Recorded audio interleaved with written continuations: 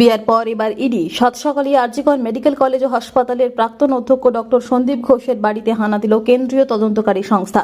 আরজিকর হাসপাতালে যে আর্থিক দুর্নীতি হচ্ছে তার তদন্তেই সন্দীপ ঘোষের বাড়িতে হাজির ইডি। তবে তালাবন্ধ থাকায় ইডি আধিকারিকরা ঢুকতে পারেননি। সন্দীপ ঘোষের পাশাপাশি তার সাগরেদ বিপ্লব সিং ও কৌশিক কোলের বাড়িতেও ইডি তল্লাশি। আজ শুক্রবার সকাল 7টা নাগাদ ইডি আধিকারিকরা সন্দীপ ঘোষের বাড়িতে পৌঁছে যান। তবে বাড়ির বাইরে অপেক্ষা করতে হচ্ছে ইডিকে, কারণ তালাবন্ধ গোটা বাড়ি। আধিকারিক ফোনে কারোর সঙ্গে যোগাযোগ করার চেষ্টা করছেন। প্রায় 3 ঘন্টা পর তারা বাড়ির ভেতরে প্রবেশ করেন।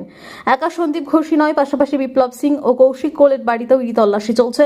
ইতিমধ্যে সিবিআইয়ের হাতে গ্রেপ্তার এরা। আরজিকর হাসপাতালের মেডিকেল সাপ্লায়ার ছিলেন বিপ্লব সিং।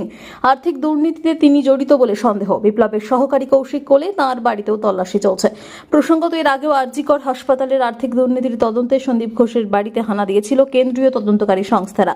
সিবিআইয়ের গুন্ডা দমন শাখা ও ইডি আধিকারিকরা এসেছিলেন সন্দীপ ঘোষের বাড়িতে তল্লাশি চালাতে।